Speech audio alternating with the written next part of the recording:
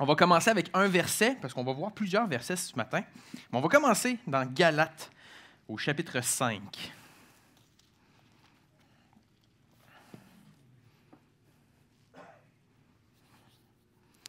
Et je vais lire le verset 22, donc pour la dernière fois, là, Galates 5, le verset 22. Mais le fruit de l'esprit, c'est l'amour, la joie, la paix, la patience, la bonté, la bienveillance, la foi, la douceur, la maîtrise de soi. Avant qu'on aille ailleurs, j'aimerais qu'on puisse prendre le temps de prier ensemble.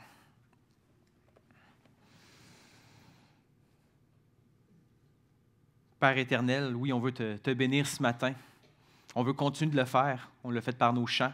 On l'a fait par la méditation que Jonathan nous a apportée à travers ta parole.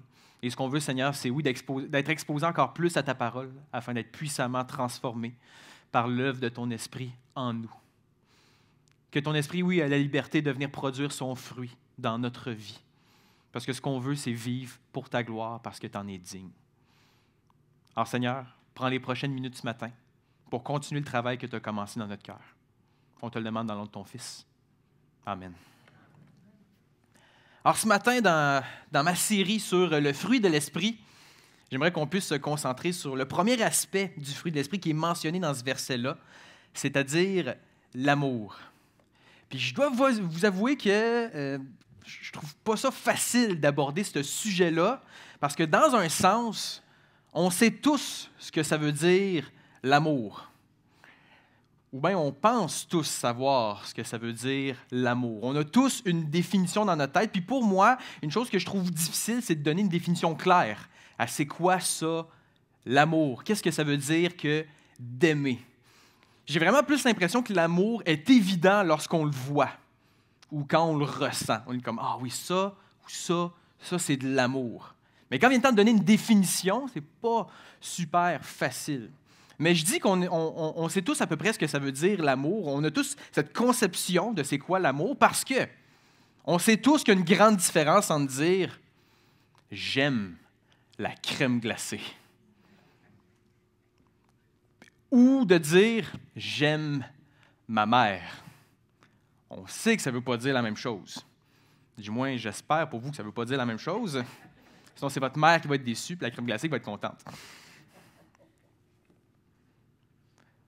On a tous une chanson d'amour préférée qu'on a, qui vient nous chercher d'une manière particulière. Il n'y a personne qui est insensible à l'idée que le monde serait meilleur si on s'aimait les uns les autres. Puis qui est contre l'idée qu'on existe pour aimer et être aimé? Mais qu'est-ce que ça veut dire, l'amour, concrètement? Il faut trouver une manière de définir c'est quoi si on veut apprendre à s'aimer les uns les autres, justement. Alors, sur quoi on se base pour définir l'amour? Il y en a beaucoup qui se basent sur leur propre expérience. Hein, l'amour, c'est ce que je ressens. L'amour, je sais que ça ressemble à ça. Et c'est un jeu qui est dangereux quand même, de se baser sur sa propre expérience.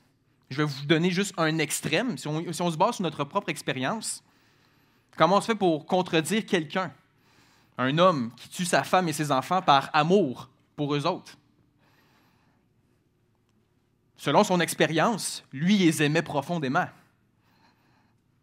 Alors, pour éviter une telle erreur, ou pour éviter de s'éloigner du véritable amour, on ne peut pas juste s'appuyer sur notre expérience.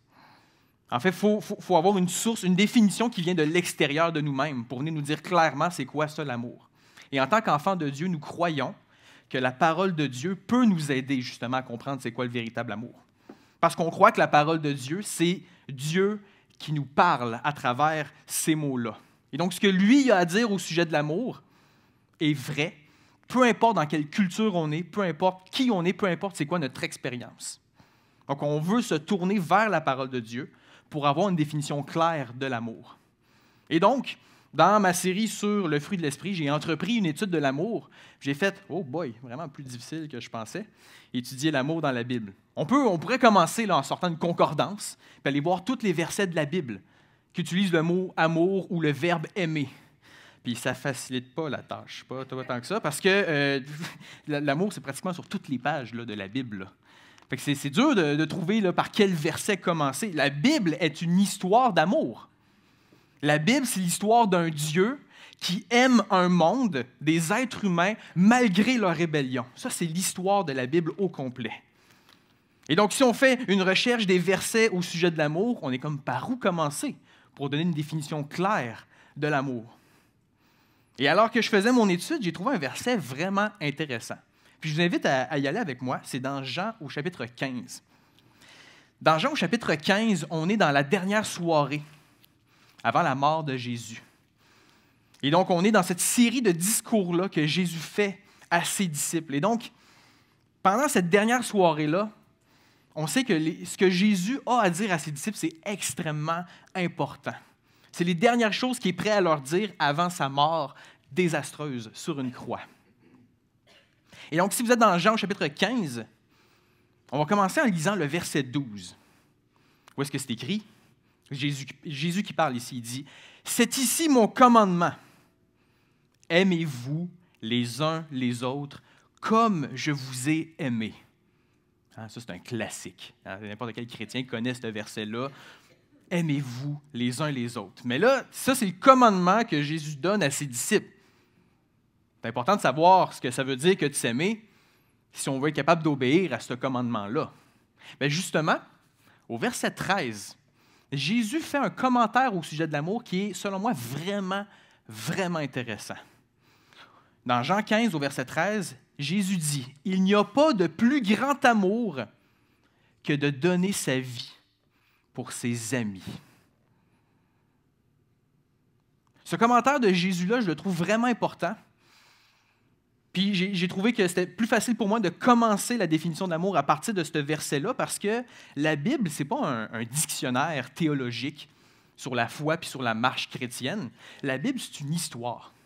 Et donc, l'histoire de l'amour de Dieu pour ce monde-ci, il n'y a pas un verset précis qui donne une définition super claire. C'est à travers cette histoire-là qu'on découvre justement c'est quoi l'amour selon Dieu. Mais ici, le commentaire de Jésus est vraiment particulier parce qu'il parle du plus grand amour. Il y a comme cette idée-là qu'on a atteint, là, on a atteint le bout. Là. On ne peut pas aller plus haut que cet amour-là selon Jésus ici. Alors laissez-moi là, juste vous donner quelques observations là, qu'on a dans ce verset-là. Pendant qu'on a les Robins qui aiment profondément leur enfant ici.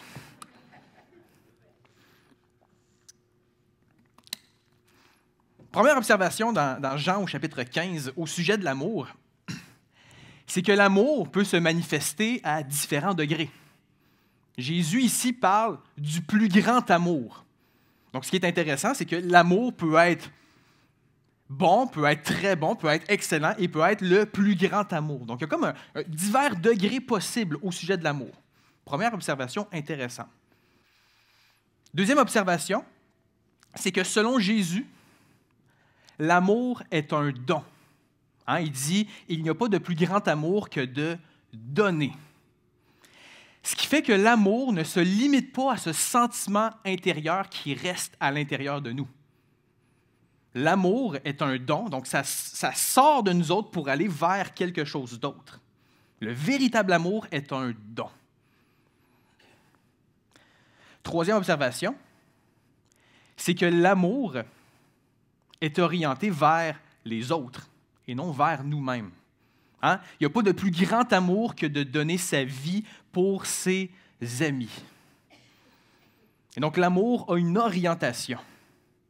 Ce n'est pas juste un sentiment, ça ne reste pas à l'intérieur de nous autres, ce n'est pas juste garoché de même, c'est intentionnellement visé vers quelqu'un. Il y aurait d'autres choses qu'on pourrait dire à partir de ce verset-là. Mais je pense que ces quelques éléments-là me permettent d'essayer de tenter une définition de l'amour selon Jésus ici.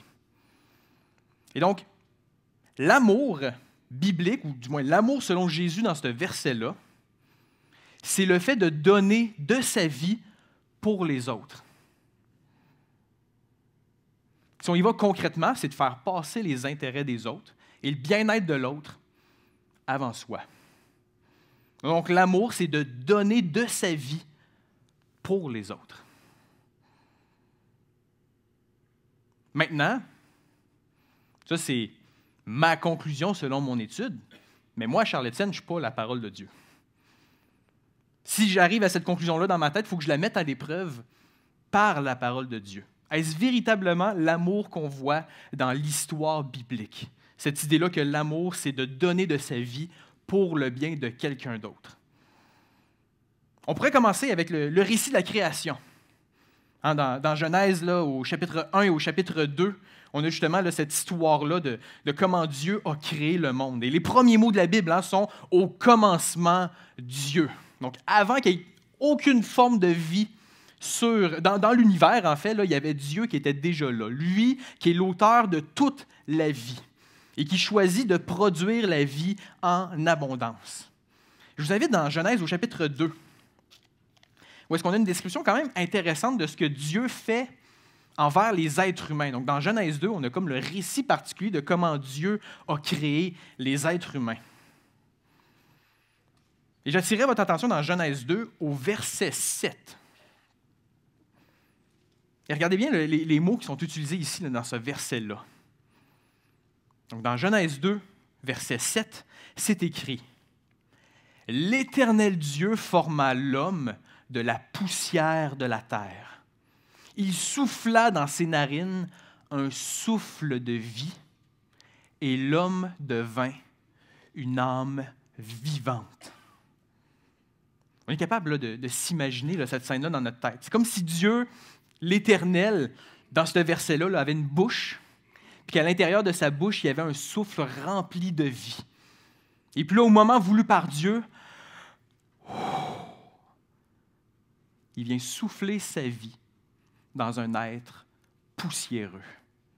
Il vient de donner de sa vie pour les êtres humains.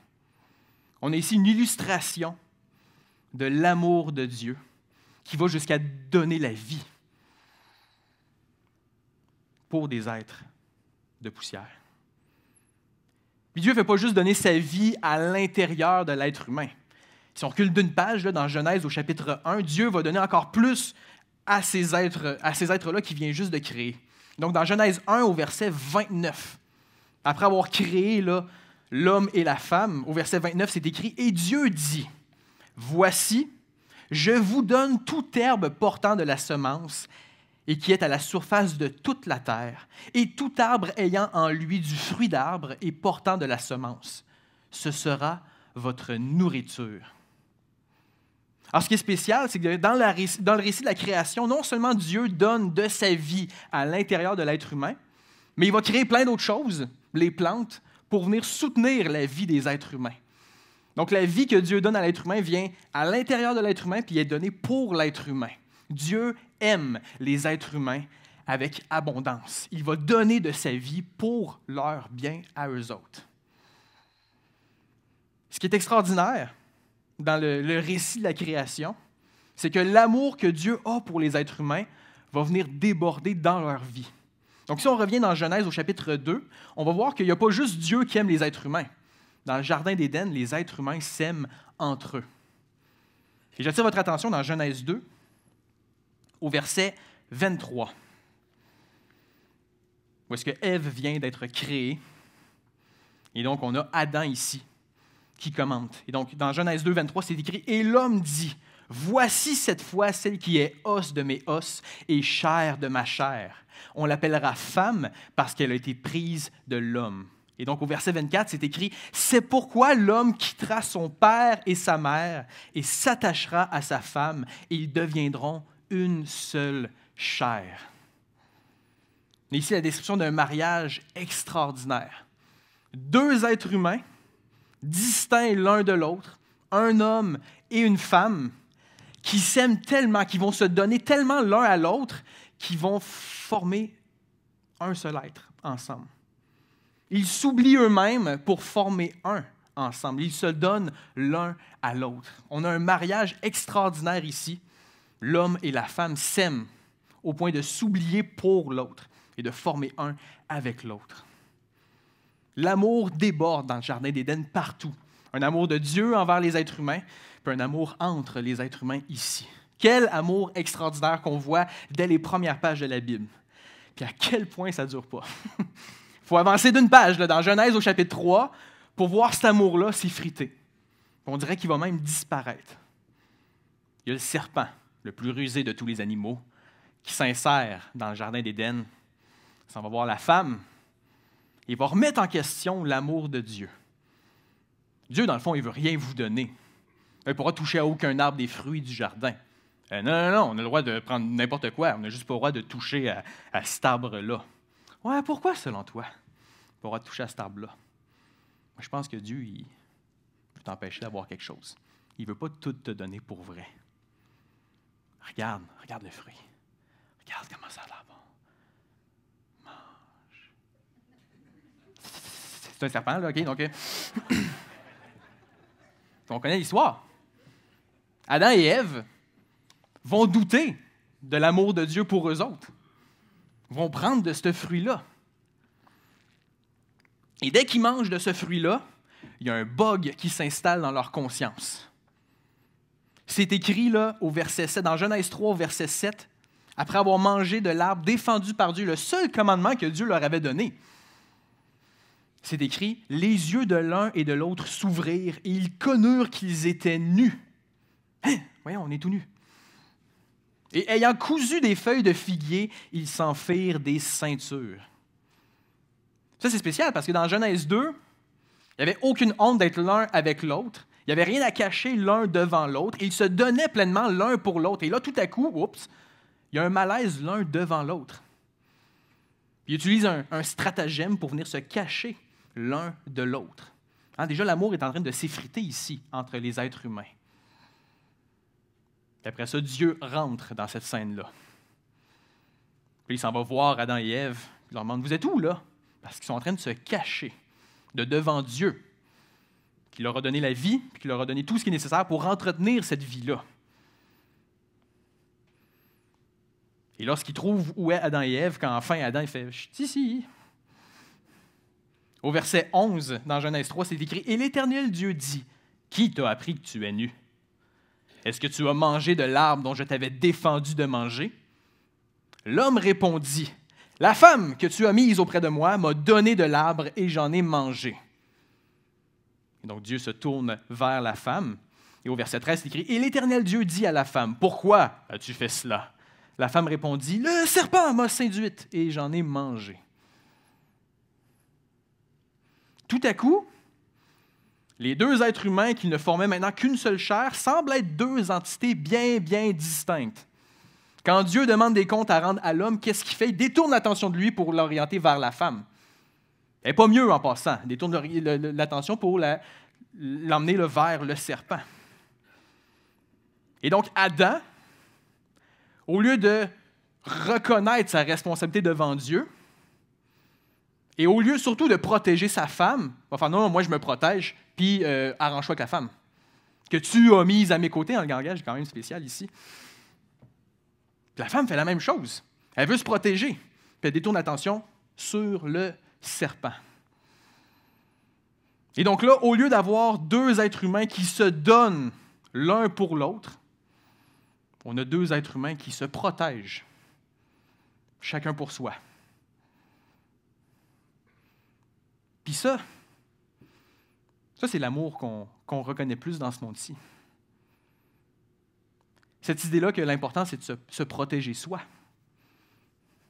L'amour qu'on connaît dans la vie de tous les jours est d'abord orienté pour nous-mêmes, pour venir protéger notre confort à nous autres. Ou si on est prêt à donner quelque chose pour quelqu'un d'autre, c'est pour recevoir quelque chose de plus grand en retour. Tout à coup, on n'est plus prêt à se donner les uns pour les autres parce qu'on a besoin de se protéger, ou du moins on ressent ce besoin-là.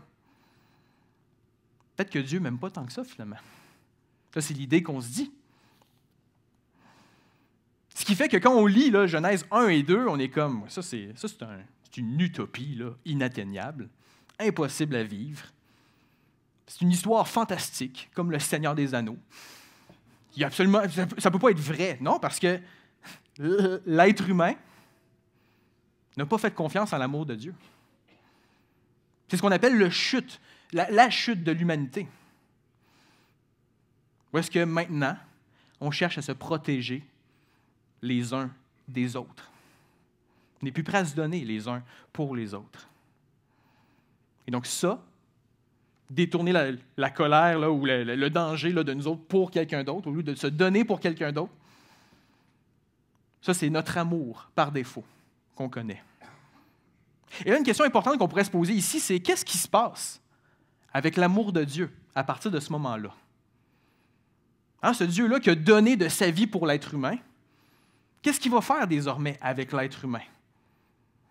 Et je pense qu'il y a un indice intéressant à la fin de Genèse 3. Si on s'en va au verset 21. Genèse 3, 21. C'est écrit: « L'Éternel Dieu fit à Adam et à sa femme des habits de peau, et il les en revêtit. » Là, il faut comprendre ici ce qui n'est pas dit explicitement. Elle vient d'où, cette peau-là? Il y a un animal qui a dû donner de sa peau. Puis pour avoir accès à sa peau, bien, il a fallu que l'animal meure. Probablement qu'il a versé son sang, cet animal-là, pour avoir accès à la peau de l'animal et recouvrir la honte des êtres humains. Et donc, on a une créature créée par l'auteur de la vie, peu importe c'est quel animal, qui va venir offrir sa vie pour couvrir les êtres humains. Et donc, on a un Dieu qui continue de donner de sa vie pour le bien de l'humanité. Dieu n'a pas arrêté d'aimer les êtres humains. Dieu continue d'aimer les êtres humains. Et le reste de l'histoire de la Bible est une histoire vraiment bizarre. Une histoire qui peut être soit ultra encourageante ou vraiment décourageante. Si on regarde l'attitude des êtres humains dans la Bible, ce qu'on a, c'est une série de personnes qui vivent un amour brisé, qui cherchent à se protéger les uns des autres au lieu de se donner les uns aux autres. Il y a quelques lueurs d'espoir dans la Bible où est-ce qu'on voit justement des êtres humains qui sont prêts à se donner les uns les autres. Puis souvent, les grands héros, à un moment donné, finissent par tomber parce que notre amour tel qu'on le connaît est brisé. L'amour du Jardin d'Éden se retrouve pratiquement nulle part de toute la Bible. C'est ultra décourageant de lire cette histoire-là. Ce qui est encourageant, c'est de se concentrer sur Dieu dans le reste de la Bible, qui lui continue d'aimer encore et encore, malgré la chute des êtres humains. Dieu n'a pas arrêté d'aimer l'humanité, même si eux autres ont arrêté de s'aimer comme on le voyait au début. Et plus particulièrement, l'Ancien Testament, c'est l'histoire d'un Dieu qui se choisit un peuple, le peuple d'Israël. Et Dieu choisit de tout donner ce qui est nécessaire pour ce peuple-là, afin de vivre en communion avec Israël. Il va leur donner la loi, il va leur donner sa présence, il va leur donner le tabernacle, il va donner le système de sacrifice, il va tout donner pour qu'Israël puisse vivre en relation avec le Dieu créateur. Pourquoi Dieu fait ça envers le peuple d'Israël? Je vous invite dans Deutéronome, chapitre 7. Dans Deutéronome, on a le peuple d'Israël qui est sur le bord là, de la terre promise, prêt à rentrer, et Moïse, qui lui ne pourra pas rentrer dans la terre promise, fait un long discours à ce peuple-là qui s'apprête là, à passer la rivière du Jourdain. Et dans Deutéronome, au chapitre 7, on a justement Moïse qui essaye d'expliquer cette relation-là entre le Dieu créateur et le peuple d'Israël. Et donc, dans Deutéronome 7, au verset 6, c'est écrit, Moïse qui dit « Car tu es, Israël, un peuple saint pour l'Éternel, un peuple mis à part pour ton Dieu. L'Éternel, ton Dieu, t'a choisi pour que tu sois un peuple qui lui appartienne entre tous les peuples qui sont sur la face de la terre. » OK? Pourquoi Dieu fait ça? Au verset 7, Moïse va dire « Ce n'est point parce que vous surpassez en nombre tous les peuples que l'Éternel s'est attaché à vous et qu'il vous a choisi, car vous êtes le moindre de tous les peuples. » Ce n'est pas parce que vous êtes impressionnant, là. Dans le concours de popularité, vous perdez Israël. Ce n'est pas pour ça que Dieu vous a choisi. Alors pourquoi? Au verset 8, Moïse dit, « Mais c'est parce que l'Éternel vous aime, parce qu'il a voulu tenir le serment qu'il avait fait à vos pères. L'Éternel vous a fait sortir par sa main puissante, vous a délivré de la maison de servitude, de la main de Pharaon, roi d'Égypte. » Pourquoi Israël a été choisi par Dieu? Parce que Dieu aime Israël. Comprenez ici que Israël, ce n'est pas parce qu'ils sont aimables. C'est Dieu qui choisit de donner de sa vie pour le peuple d'Israël, de donner tout ce qui est nécessaire. En les faisant sortir de l'esclavage d'Égypte, il leur donne une vie nouvelle. Dieu continue de donner de sa vie pour un peuple qui n'est pas nécessairement aimable. L'amour de Dieu n'est pas affecté par la chute de l'humanité. Dieu continue d'aimer encore et encore. Puis le peuple d'Israël continue à mépriser Dieu encore et encore. Le peuple d'Israël oublie la loi de Dieu. Donc Dieu leur envoie des prophètes pour venir rappeler la loi, pour venir expliquer la loi. Le peuple de Dieu choisit de faire verser le sang des prophètes. Qu'est-ce que Dieu fait? Il envoie encore plus de prophètes. Et le peuple d'Israël continue de mépriser les prophètes envoyés de Dieu. Et lorsqu'on regarde justement cette relation-là entre le Dieu et le peuple d'Israël, on est comme, voyons, c'est quel genre de Dieu ça qui fait ça? Envoyer encore et encore des prophètes qui vont venir verser de leur sang pour un peuple qui ne veut rien savoir de Dieu en bout de ligne. Pourquoi Dieu fait ça? Un des prophètes, c'est Jérémie. Dans Jérémie, au chapitre 31, on est dans une situation particulière où est-ce que le prophète Jérémie va dire « Sachez que Dieu va faire venir un jugement sur le peuple d'Israël. » Mais il veut rassurer le peuple d'Israël que Dieu ne va pas arrêter de les aimer, là. Dieu n'a pas fini avec le peuple d'Israël. Quand on arrive dans Jérémie au chapitre 31, on est dans la portion du livre de Jérémie où est-ce que le prophète explique au peuple de Dieu, Dieu va vous restaurer. Là, vous allez être exilés là, parmi les nations, mais ne vous inquiétez pas, Dieu va vous ramener. Vous allez redevenir là, son peuple. Et vous allez être auprès de lui pour toujours. Et donc, dans Jérémie, au chapitre 31, le prophète parle de cette époque-là, où est-ce qu'Israël va être restauré. Au verset 1, c'est écrit « En ce temps-là, dit l'Éternel, je serai le Dieu de toutes les familles d'Israël, et ils seront mon peuple. Ainsi parle l'Éternel, il a trouvé grâce dans le désert, le peuple de ceux qui ont échappé au glaive. Israël marche enfin vers son lieu de repos. » Et là, au verset 3, le prophète Jérémie parle au nom du peuple. Donc, c'est comme si c'était le peuple d'Israël qui parlait à Dieu. Puis au verset 3, le peuple dit à Dieu, « De loin, l'Éternel se montre à moi. » Puis si on prend le temps de regarder, qu'est-ce qu'on voit si on regarde ce Dieu-là? Et là, on a un Dieu qui parle dans la suite du verset 3. Dieu dit, « Je t'aime d'un amour éternel. C'est pourquoi je te conserve ma bonté. » Le prophète Jérémie dit, « Regardez là, Dieu ne vous a pas abandonné, là, regardez-le. » Qu'est-ce que vous voyez? Un Dieu qui dit, « Je t'aime. » Je t'ai toujours aimé. J'arrêterai jamais de t'aimer. Je t'aime, dit le Dieu d'Israël.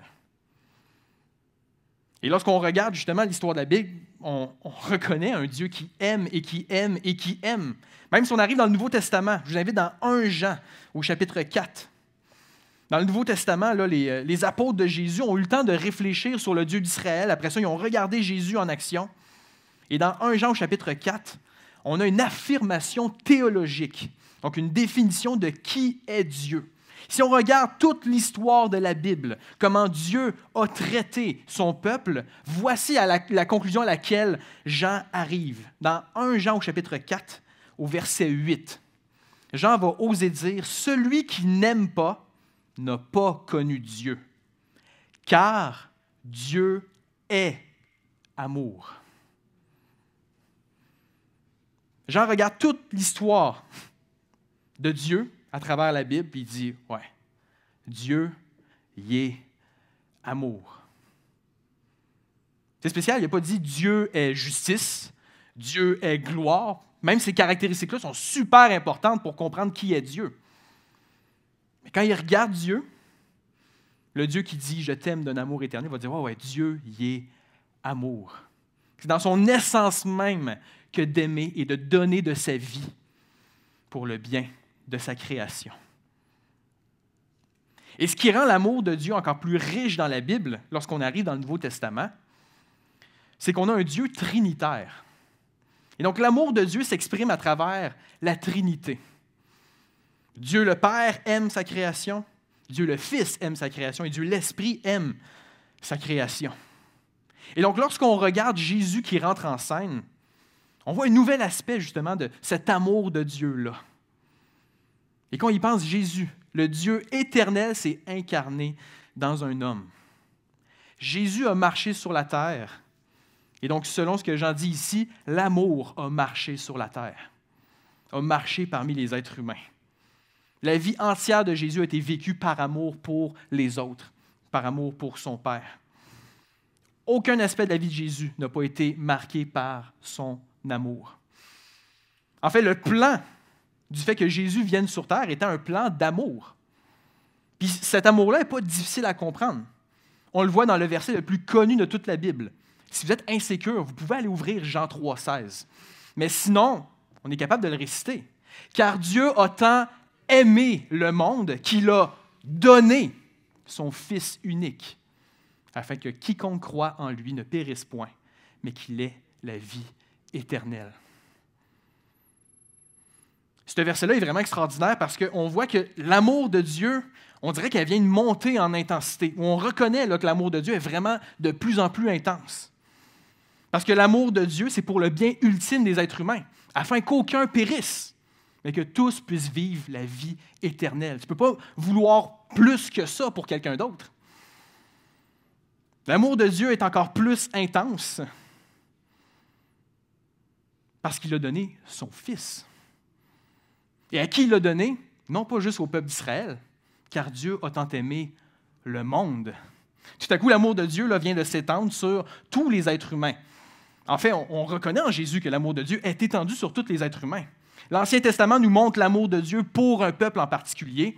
On a ce Jésus-là qui continue cette œuvre-là et qui montre que l'amour de Dieu va venir déborder sur le reste des êtres humains.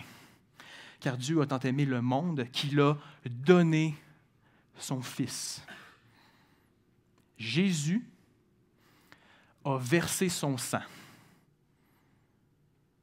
pour le monde. Jésus a versé son sang. Puis c'était ça le plan de Dieu, à la base, d'aimer ce monde de cette manière-là. La Bible dit que la vie est dans le sang. Donc Jésus, en versant son sang pour le monde, a littéralement donné sa vie pour le monde. Il n'y a pas plus grand amour que de donner sa vie. Donc Jésus aime ce monde. Et ce qui est particulier, c'est qu'il a aimé ce monde. Il n'a pas aimé n'importe qui. Il n'a pas aimé un groupe en particulier. Et je pense qu'un des versets qui l'exprime bien, c'est dans Romains, au chapitre 5. Parce que l'apôtre Paul, justement, commente là, cet amour-là manifesté en Jésus qui verse son sang.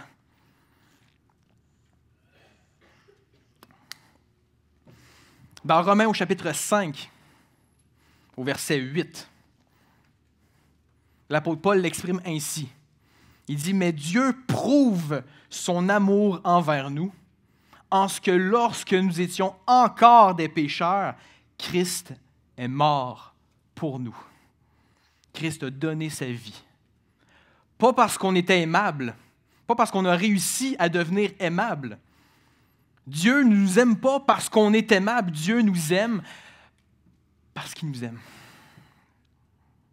Dieu n'arrête pas d'aimer des êtres humains poussiéreux dans lesquels il a donné sa vie. Dieu est prêt à donner la vie de son Fils pour ces êtres-là. Puis remarquez que Paul dit que Dieu prouve son amour, pas que tout à coup Dieu se met à aimer le monde. Non, non, non. Dieu a toujours aimé le monde. Il va juste venir le prouver de cette façon-là. Et l'amour de Dieu manifesté en Jésus c'est un amour qui est plus grand que la mort. Parce que Jésus, il n'est pas resté dans le tombeau. Jésus, il est ressuscité. Jésus, aujourd'hui, est vivant, ce qui fait que son amour est encore accessible, visible, expérimentable aujourd'hui. Et cet amour-là, l'amour du Jésus ressuscité est un amour vraiment extraordinaire.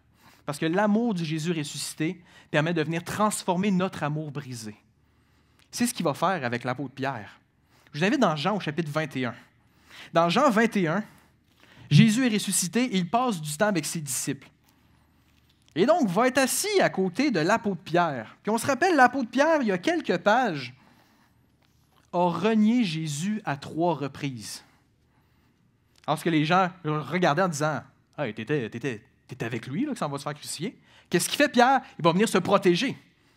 Ça, c'est notre tendance naturelle en tant qu'être humain. Dans notre amour brisé, il va venir se protéger lui-même. Il va faire « Non, non, j'ai aucune idée c'est qui. » Et à 3 reprises, il va rejeter Jésus. Lui qui se disait le disciple de Jésus. Lui qui a dit « Moi, je suis prêt à donner ma vie pour toi, Seigneur. » À 3 reprises, il va rejeter Jésus. Et donc là, Jésus il est maintenant ressuscité. Puis là, il mange avec Pierre. Imaginez le malaise pour Pierre. Il est assis à côté de celui que tu as renié 3 fois. Et dans Jean 21, au verset 15, c'est écrit « Après qu'ils eurent mangé, Jésus dit à Simon-Pierre, « Simon, fils de Jonas, m'aimes-tu plus que ne m'aiment ceux-ci? » Pierre lui répondit, « Oui, Seigneur, tu sais que je t'aime. » Jésus lui dit, « Paie mes agneaux. » Pour la connaître, la suite de l'histoire.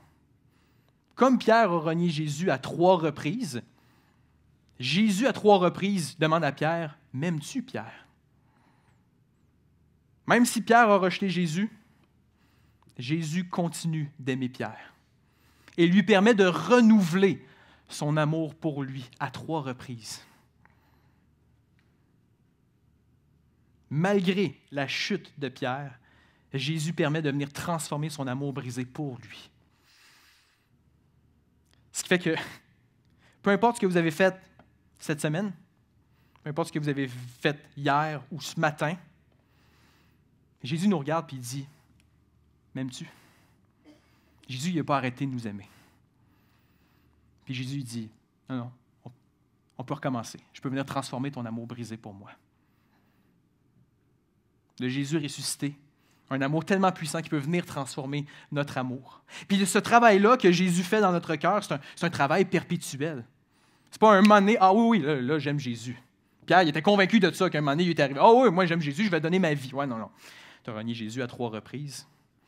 Et donc Jésus travaille nos cœurs pour venir développer justement là, cet amour-là, venir transformer notre amour brisé pour avoir un amour qui ressemble de plus en plus à celui du Dieu de la Bible.